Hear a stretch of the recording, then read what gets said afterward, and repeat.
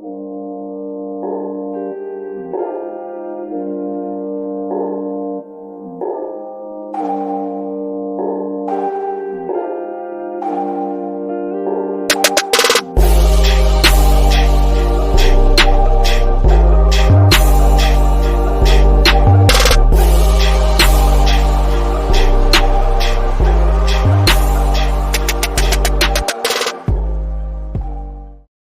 are City on the Hill, and welcome to another episode of transparent, thought-provoking, life-changing, transformational, truth-based conversation. Javar's friend, Pat, Ella. We are City on the Hill, and we gonna get into another topic. But before we do, let's talk. What's up, y'all? So what we talking about today? First of all, let's let the people know where are we today. Ooh. All right, well, it's Tuesday. It's still the top of the week. We still in this thing strong. We talking about our posture this week with this worship. So, okay, we talking about worship. This time around, I have to ask a question. Throw it out there. When we were children, what was our perception of worship? Way back when. I ain't trying to call us old, but way back when.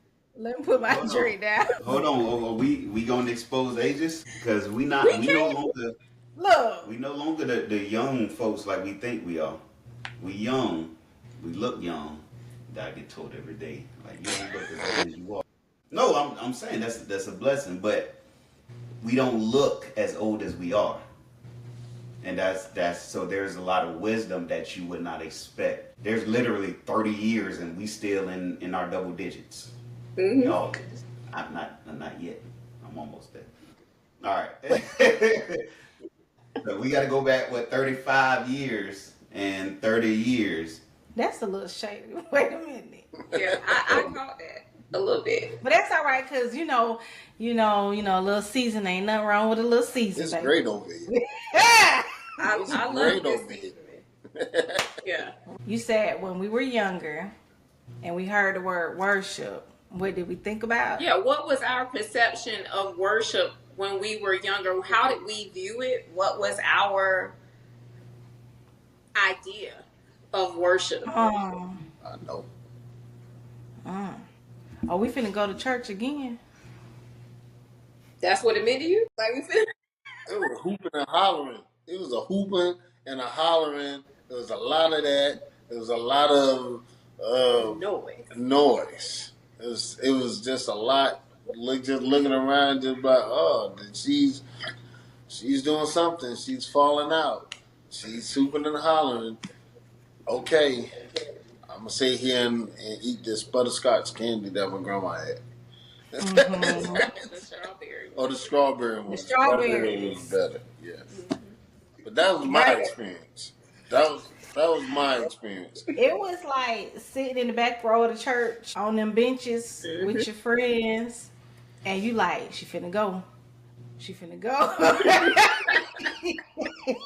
We got a runner.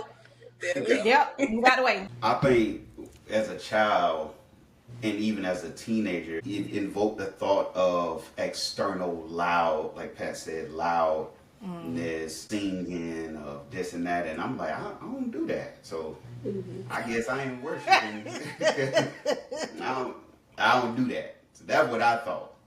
Yeah, I did used to think that. I used to be like, we're gonna go to, they say, the house of worship.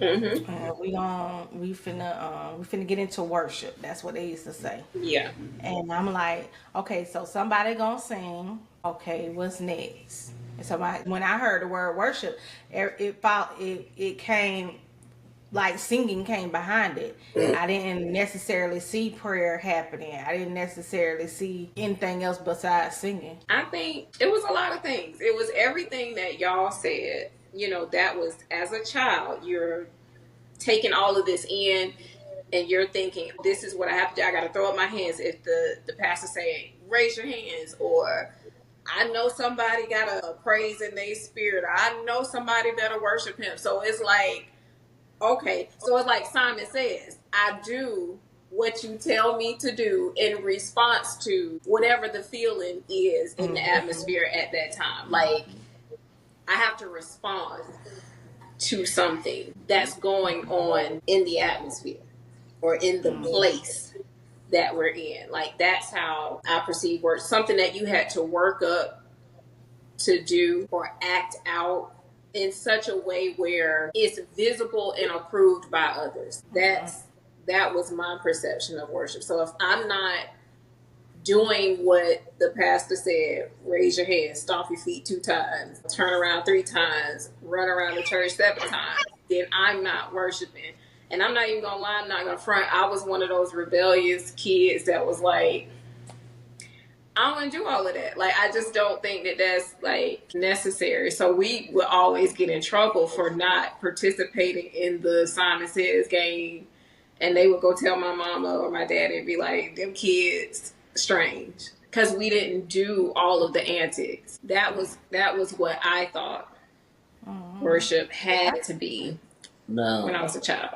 Now, I don't know if this is part of worship back in the day when I was growing up, but laying out the hands and just telling me to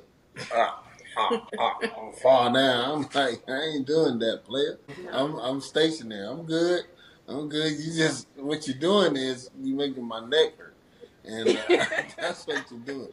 I'm not doing that. But you know that meant you wasn't saved if you ain't fall out. Like, you ain't believe, you wasn't feel if you didn't fall out. Yeah, I'm not.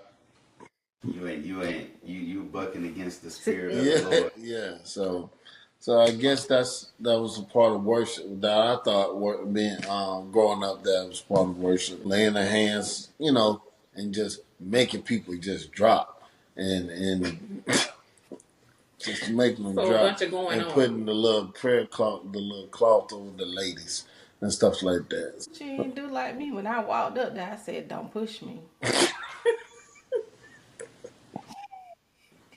I don't want that. I don't want that. Like, because one time my mama, I went to this church and I was all hyped and they had us in the front and she could not stand that.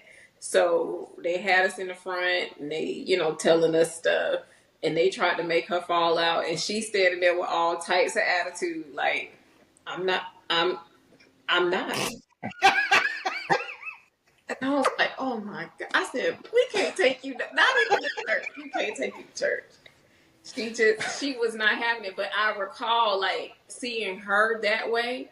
I was like, that's how we were when we were kids. Like, we're not going to play these games with y'all. Like, if we feel in such a way, if it's real, like if the spirit hits you in that way and it's authentic and you do feel that power, sure. But, like, the antics, trying to make somebody fall out, no, we didn't play that. So seeing her do that as a full grown woman standing beside her, and she like,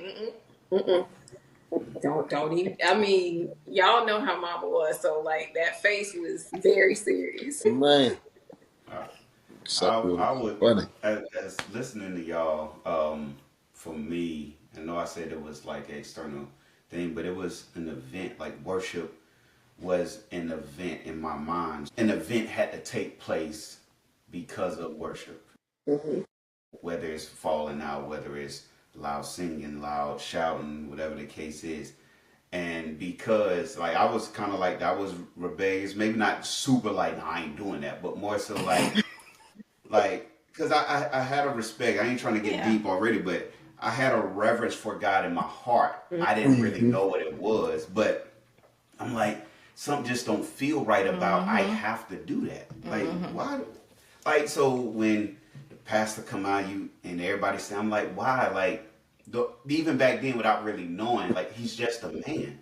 Like, why are we doing that? Or if you love the Lord, stand on your feet. So if I don't stand, I mean I don't love the Lord. Like, there's an event that has the time. And I'm like, I didn't understand what it was, which we gonna get into, but it was an event that took place. And if you did not participate in whatever the event, singing, dancing, blah, blah, blah, the laying of hands, then I questioned, was I truly loving God? Now that transitioned into a fear that started to build in me because now I ain't trying to fall out. I ain't trying to look foolish. I ain't trying to shout and dance. And I grew up in a Baptist church. Shout out to Bethel Baptist Missionary Church on Firestone Road. Yeah, that was super Yeah. super super Southern Baptist. But gave me it was my start. But it was very much a I believed in God, but now a fear arose because I didn't do those supposed to, but I don't feel like I should. And then teenager, we started going to church less because of distance, because of mom working, because just I would say now life, right? And we loved the Lord, but maybe it wasn't the emphasis to go to church, or I had a choice whether or not to, whatever. And so now it's like now when I do go, like man, I ain't about to do all this, man. But I'm listening to the word. But the singing, the dancing, even to this day, He hates. I don't hate it. I don't hate it. I used to, but it's like I will stand and do based on what my feeling is to God. Honestly, I get more connection when I'm just sitting there and I'm allowing my mind to wrap my head around the words or whatever. But like, if you love the Lord, and I get it, it's just tradition. Love the Lord, stand on your feet, and we get into the song. I'm like, part of me is like, nah, I'm not. But then I'm like, are you just being a butthole to be a butthole now? Cause anyways, that's me. I mean, I got I think that we all been there, done that. I think I'm a loud person by nature anyway. Wherever I am, you gonna know friend in the building. That's just what it is. For real? So, so we totally opposite. So my cleanup mode, we're gonna have some music going. I'm gonna be singing loud, whether it's on key or off key. That's neither here nor there. But I'm gonna be singing. I'm gonna be doing my thing. But that's not. That's just something I saw. Like my mom would do that. My grandma would do that. So I saw those things of waking up, playing gospel music. But I don't think that I equated that with worship. I come from a family of music. Like we love music. So that was our thing. So when I went to church, I went to two churches in my life. Like grew up in two churches. I grew up Mount Pisgah in Valdosta, Georgia, and then at Greater Macedonia. So at Mount Pisgah it was more. I'm laughing at the name. That's it. Mount Pisgah was more like lively.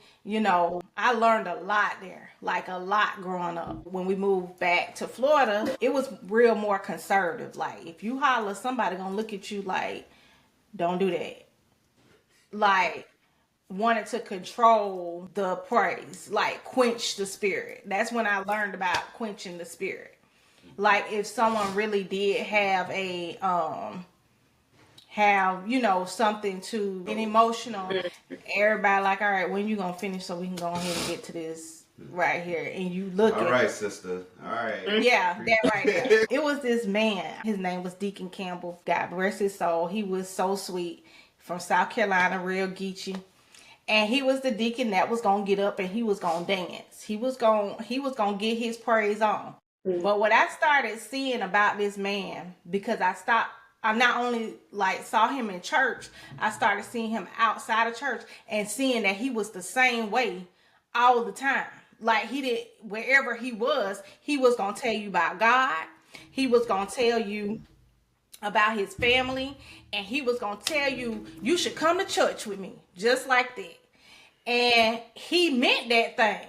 So when I started seeing like this man for real about God, he ain't playing. Like he do this in church and he do this out of church. If you see him outside of church, and so I was like, okay, he not playing. So when it would come to a point where you do see those people and you see that's their life, you see it lived out. You like, okay, this is what it is. All right, I get it. Yeah. Yeah. I think seeing people, and man, this can go so many different ways, but seeing people, how they are, their posture in church and then how they are outside, it does impact how you respond in your walk. Sometimes I believe that, like, it can, I'll say that it can. I don't know if it always should, if it's a negative viewpoint, but I think it can impact how we respond, how we connect when we're in church. I do want to make a correction. Like, I want to take the rebellious title off of, like, those of us who are like, I don't think that's necessary. Mm-hmm. I think it's more of a resistance and a reluctancy. Like, and this is me and my mature thinking now. Back then, I would have said, "Oh, I think I'm rebellious," because that's what people said.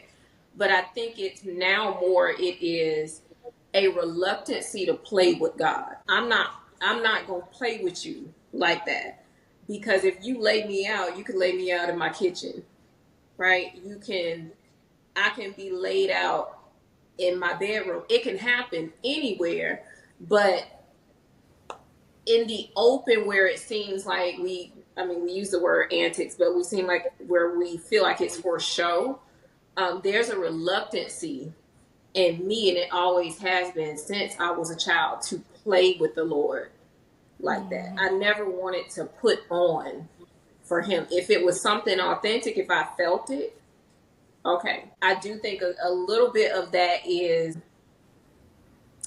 there's a sense of shame that's attached to, like, being vulnerable that way in front of all these people that you don't know, or that you may know but they don't know you in that way. That's an intimate thing, like, to be in that space and in that zone with God where He just got you, like, laid out. It's intimate. So I think putting it in front of other people, sometimes I think that there's a resistance and a reluctancy attached to it. I just want to put that out there, because I know, like, rebellious can seem like, oh, y'all was just straight hellions. No, it was just like, I think it was truly just a reluctancy to play with God like that. I think it's a, for some people, not all. You more external, I'm more internal.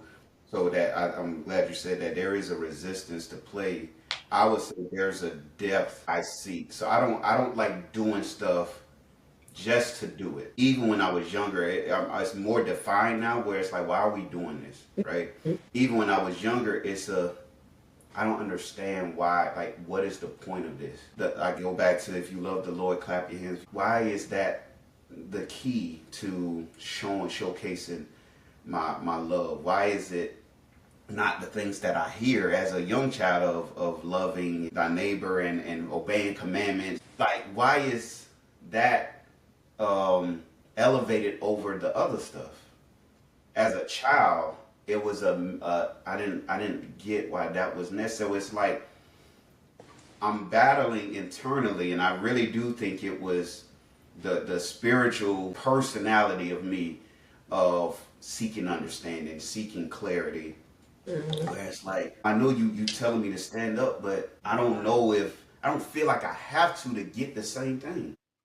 I don't feel like there's a realness. Like, if the spirit hits me, um, God is what He is, right? I do feel like a lot of it was tradition based on when you went to church, based on this and that, and then the time, that was '90s. That was based on your silos, based on your region, based on your community. That's what you saw. Like you said, y'all listen to music. So when the music come on, that's like, this ain't nothing. But for me, I'm like, I ain't trying to hear all that. I ain't trying to hear all that singing, because I'm gonna be real with you. During the week, I'm listening to Bone Thugs and Harmony. Now, when so and so come on, I'm like, so now I have to sit up, and I have, like, nah, like, that's not real. There we go. That's the word. That ain't real. And so I believe there was an internal connection, even though I didn't know it, of reality. Like, I want the real. And I don't think God is just this box that I am being shown and told. And that's at a young age. And as I got older, again, I ain't gonna lie, there was a lot of personal resistance. I'm just not gonna do this. I don't like nobody telling me what to do. But if you can give me the reason why, now I'm more open to be like, okay, The last thing I'll say is this, and I'll turn it over. We close out real on the heel. Is why when people would say, "Oh, you rebellious," you just don't want to obey the spirit of the Lord. Why is that person sitting there? Why? What if it's somebody in the back that just came off the street and they just don't know? So that's where it just goes to show you how things were so traditional, how things were there. Because now in my mind, I be thinking, why you worrying about the next man praise? You so worried about somebody standing up or doing this or doing that, you can't even focus on your praise and your worship. So if you there to do what you supposed to be doing or what you came there for, it wouldn't bother you what this person doing, and you wouldn't be worrying about what the show is. Worship. Let's get it. You need some tea? Go ahead. Pat, what's so we spoke about what worship was to us. What do you feel when it comes to modeling that behavior? Um, how do you do that? When it comes to worship, Yeah. my interpretation of worship is just honest. Like just having a heart. It's worship is basically in my words is having just an honest relationship, honoring God with everything that you have, with your whole heart. Yes, we sin, we do a lot, but to get with Him honestly and say, Lord God, I want to just be in Your presence. I know that you everywhere, but right now in this moment, in this time with you, just you and me, I just want to give you praise and give you the honor that you genuinely deserve from me. I mean, if that's just, just reading your Bible and just having your mind on Him, or just sometimes just sitting in silence, closing your eyes, just be like, just thinking about everything that He have done for you, and just thinking about like, hey, Lord, I had this day, man, but I need I want to just get some clarification from you, and I just want to let you know, like, Lord, hey man, you is everything to me, and just having just that honest heart thing that the Lord seeks from us, all of us, and just having a heart for Him. I mean, saying like, "Hey, Lord God, I praise you. I thank you." Da, da. That's cool. Don't get me wrong. That's great. Those are great components to have. But to have that heart to heart, like how we like when we have our sons, we'll be like, "Hey, man, we're gonna have a man to man, heart to heart conversation, woman to woman conversation." Like just to have that, just an honest, just just be in His presence. And it's sometimes like, and I don't do it all the time, and a lot of people don't know. When I got into an opportunity to speak in tongues, I was just going to work, and that was like years ago. I was just going to work, and He sat down. His presence sat on my shoulders so heavy on me, and I was driving, and I just started speaking in tongues, and I sat in the parking lot on my job, and I literally, like, this is no joke. I literally could not get up out my seat. Like I was just like trying to, and I couldn't. And the rest in that, and to have, and just to be right there, just to praise Him, and just to thank Him, and not even fully giving everything, like everything, who I was like. And I think at that time we was having issues in our marriage, but I knew the presence of God. I was like, and that heaviness that's on your shoulders, and He just wants you just to be there, and just to have an opportunity, just like, hey, it's been a minute. You feel what I'm saying? It's like something like he says that to me sometimes. He's like, you know what, Pat? It's been a minute. You know, like Pat, what's up oh, with you? Like I want like what's going on with you? What are you thinking? What do you need? What do you need from me? And a lot of time, and I, you know, he tells you tell him and stuff like that, and he'd be like, okay, this is what I can give to you right now. This is what you can handle right now. The other things, I got you, but at a later time. Then, like it'd be like when we at church. I guess the spirit was high, and I don't do it. I'm not like no, like I can just do it like on command. I think that's false. I think people who speak in tongues and just do it like just on command. I think that's false. I'm just gonna be 100%, and I don't do it all the time. But when I'm doing, I'm honest. I'm I'm 100% honest. And Ella heard me, and she was like, she stepped back because it was just at that time. It was just I just felt like it was just me and him, just me and him. Nobody else was around us. It's just an honest praise and worship is fine. Praise is fine. The worship with song and dance, that's fine. But just to have that experience of just that hit, that love from your father just on you, and it's like you know he's there for you. So to give him the honor and the glory that he fully deserves, it speaks for itself, man. I appreciate you sharing that. That actually helped me. This is good. I'm gonna ask this. I know, ladies. I want to ask Pat this, and then I want to say something. And I'm just we gonna step back. But you said you was in the car and you spoke in tongues. What were you doing that led up to that? Do you remember? I think I was just man. It was so long ago. I don't know if I was listening to gospel music or anything, or if it was silence.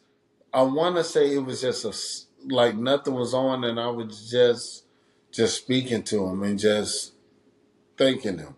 And I remember he just kept saying, "I thank you, I thank you, I thank you, I appreciate you for this, I appreciate you for that."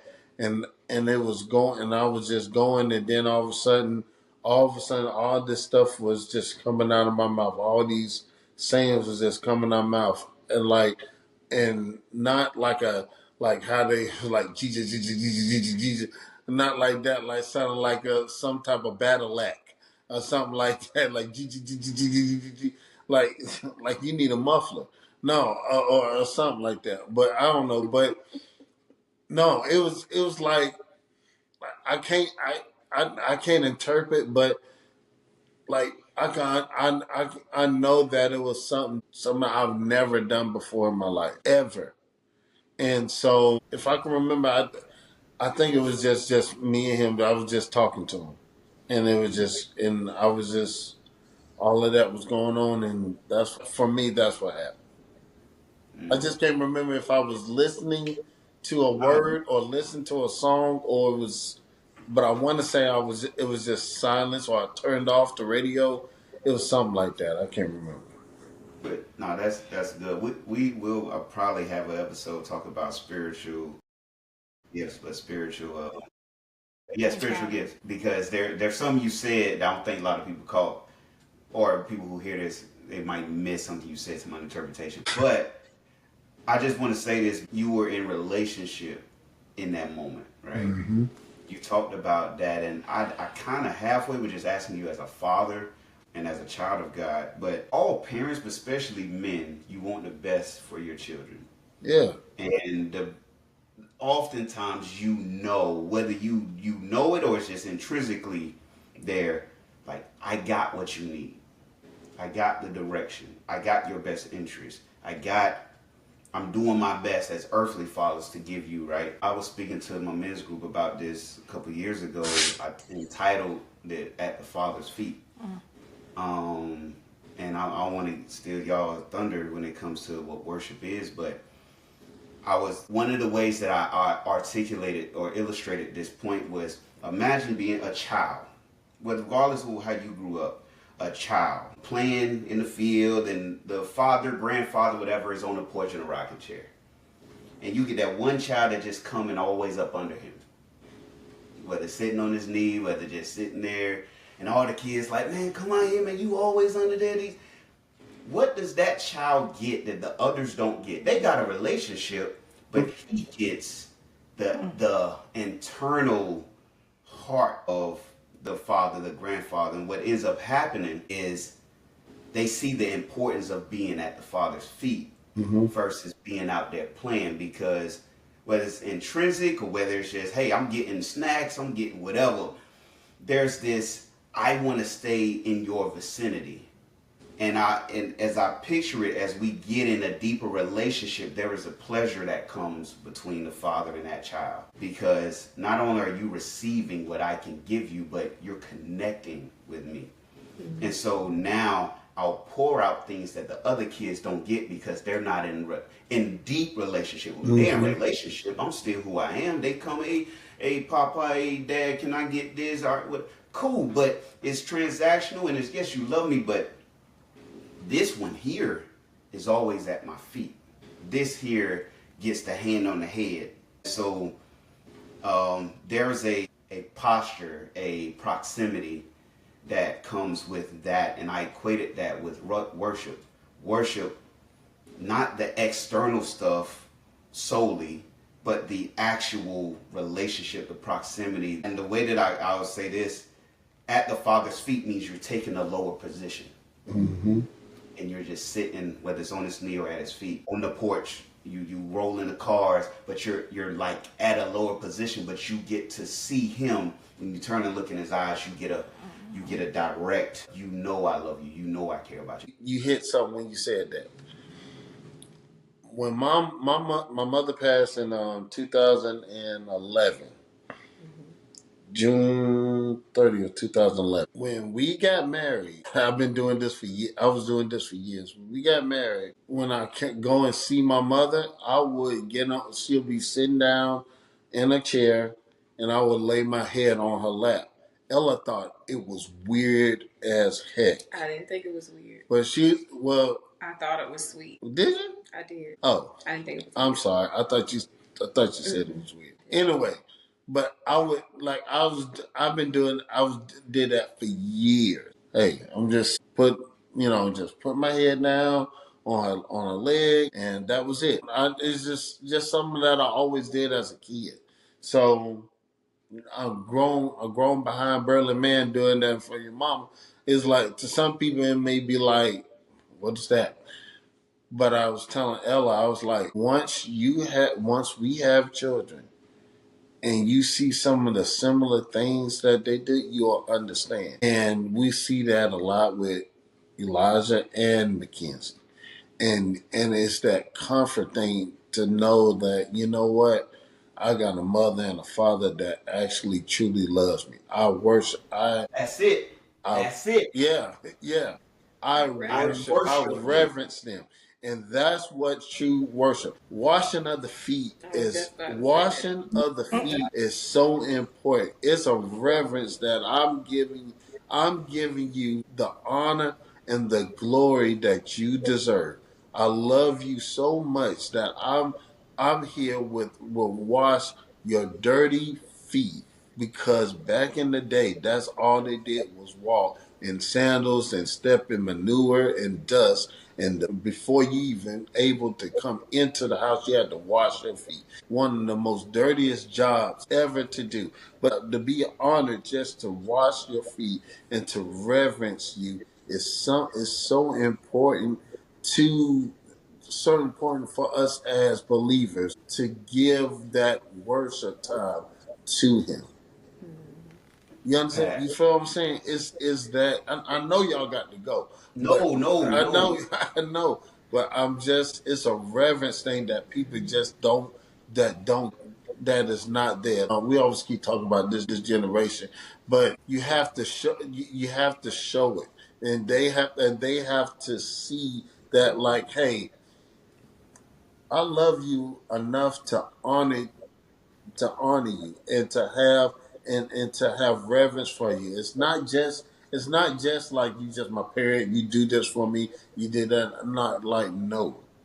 It's not that. It's I want to be next to you, dang near almost in your skin to understand what life would be for me when I be there. Like I sat down and when I talked to Elijah before my son would go to this trip, and I told him I was like, listen, son. I love you too much not to say nothing to you, but you know how you are when it's home. When you go to Atlanta, you act the same way. In Atlanta and around these other people and your classmates and your teachers, the person who you are should be the same. It should be a reflection of this household, and that's a reference to what we got established here, which is should be the same thing of what God have established for us into Jesus Christ. Now y'all can No, go. no. We ain't going nowhere because you just said something. Bro, that illustration was so important. You talked about a reverence and honor. What is the first individual commandment recorded with person to person? It's honor your mother and your father, Exactly. and your days will be longer. And we usually take that as a, okay, honor your mother, your father, and there's a fear there. But why would God say that? Yes, it's people to people, right? Yes, it's submission to authority. Yes, it's respect for those who are not only older, but those who give you life, right? But there's something else that I didn't think about till you just said that. If you honor your mother and your father, you're more inclined to respect me as God. And so you can't fully say you honor and revere me if you don't honor the ones I've given you. But this is the key so that your days may be long. If Elijah listens to every word you say, his life, not just physical life, but his experience will be greater. Yes, it is due so for obedience and following instructions and commands, but there's a symbolism that God is trying to convey. There's a proximity that should create a relationship, that should create a reverence and an honor, that then as I'm listening and I'm around you and I do this, that now I'm receiving insight, perspective, whatever, that now my actions will produce a longer life. Yes, don't curse your parents out, don't treat them bad so you can live a long amount of days. That's part of it. But it's also so that your experiences can be greater, because as you honor them, you can only do that fully if you honor me. As you at my feet, as you laying your head on my lap, you're doing that out of a love, a deep love, and a desire for your parent. And he's like, I wouldn't command that if I don't want the same thing. Go ahead. I was thinking, like, when you said, you expressed how you would go to your mom, because our relationship on that level was new. I hadn't seen you interact with your mom in that way. So it got me, because I was like, if this man will kneel and lay his grown head in his mom's lap, I know that I have somebody who understands reverence. He understands, like, position, but not in a natural way. You know what I mean? Like, I was in awe because I hadn't seen that. I hadn't seen that. So I think the way I responded might have made you think, oh, that's weird. No, I was just like, first, that's sweet. But two, y'all know me, I got to analyze it. So I was like, this means something. This is a different expression than I've ever seen from any guy that I have been involved with. The way that you reverence your mom, bringing it forward when you were talking about like washing the feet. Our children, out of the blue, one day was like, we want to wash our feet. I was like, I'm already a sucker for them, like, emotionally. So when they did that, I was like, oh, this is so sweet. They want to wash our feet. They don't understand. Like, I was like, they don't know what this means. But we talked to, it gave us an opportunity to share with them, like, y'all doing it because this mom and dad, we want to wash your feet. But it was a teachable moment from that point forward to let them know how honoring and honorable your actions were, how biblical your actions were. And it just, I don't know, that did something to my little heart when they did that, because they were little and I didn't know where that point of reference was for them. But it did make me think about how you would go and just lay at your mom's feet Yeah. and just kind of lay in her lap. It's an honoring type posture and position, and I just thought that it was something I hadn't seen. And even with our children, seeing them do that, I don't, you don't see children just on a regular, like, let me watch mom and daddy. But it's a comforting thing. It's like, Mm-hmm. when I tell you, like, when we hug, like, I'm in a, like, it's safe here. When you have so much stuff going on in your mind and you don't know how to do it, what to do. It's a comforting thing just to be right there and just be like, okay, you don't have to say anything. You don't have to do anything. Just be there. Just be in the presence. And that's why I feel like Jesus Christ, God, is to us. It's like, man, you are a lap that I can lay my head in when I know that when stuff goes down, that I know that you is there for me, and you may not have to do nothing for me. I know that I'm safe in your arms, in your presence, that I'm good. That's why a lot of men, it's hard for them to worship God because they haven't experienced that in their lives. Right. Yeah, I think that that is a comforting thing. I remember last year when I went back to Florida and I saw my parents, and I was intentional, and I was like, I'm gonna spend the whole day with them. I'm gonna, they're older. I didn't want to go anywhere. I cooked us some lunch and did all of this stuff, and I sat on the couch, and me and my mom talking at the table, and daddy watching westerns and everything else. And she sat on the couch, and I went and I sat down, and their couch is oversized, so it's like I'm still short. So I got up there and I put my feet up there, and I laid back in her lap, and it was like just a resting, like a Went back to a little girl. yes, it was like, and I saw my dad like looking over there, and I could see the glare in his eye, like my daughter is relaxed, she's home, she's like nothing bothered me. Like I was so, and it had been He a long remembered time when you was younger. when I was little.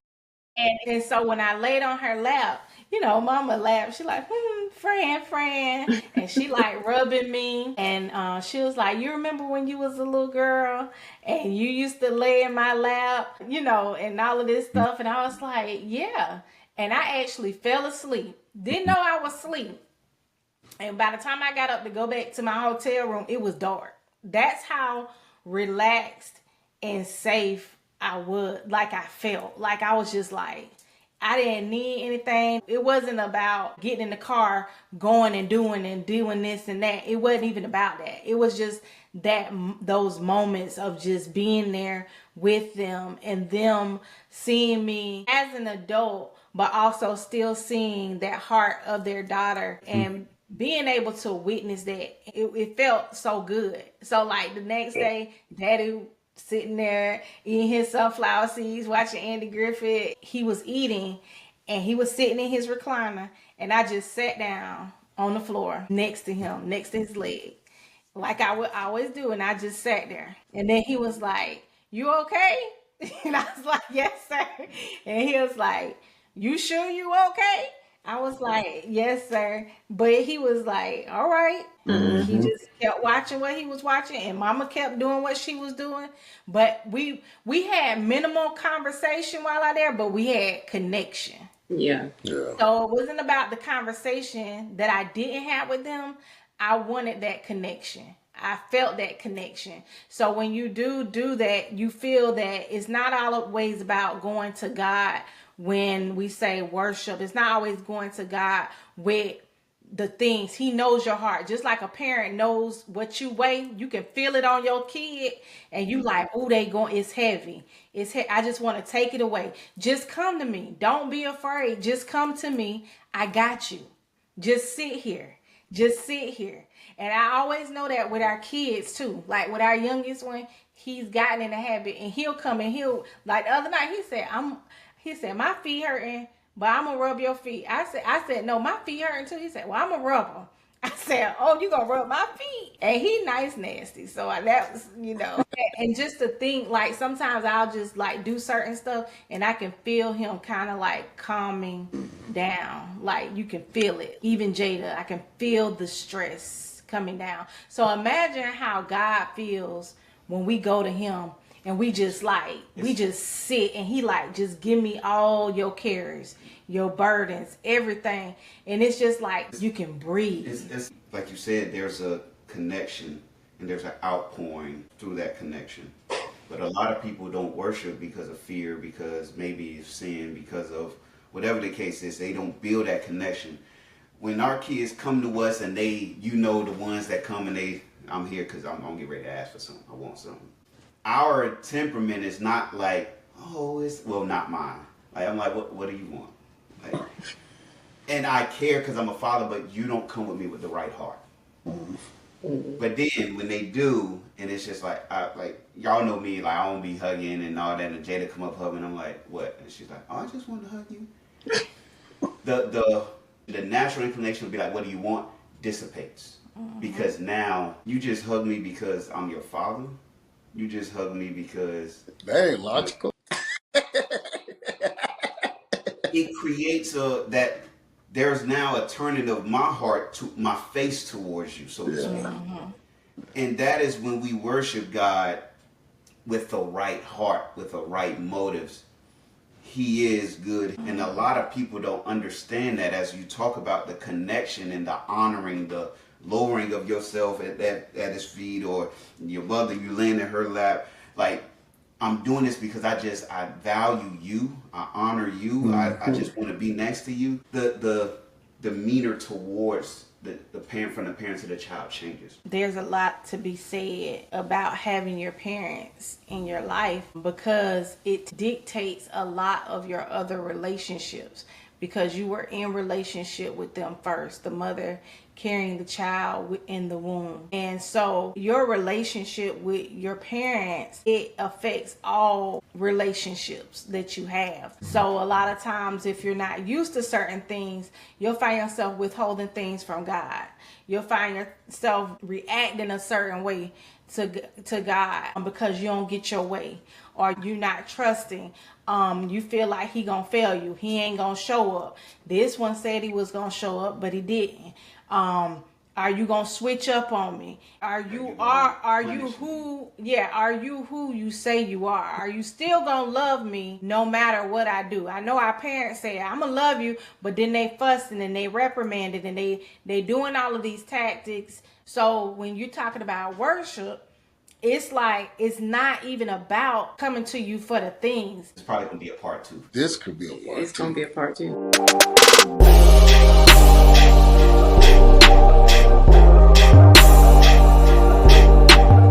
Hey, you gonna free some people with what you just said. Hey, you was on it. You helped me. You got me thinking about some stuff.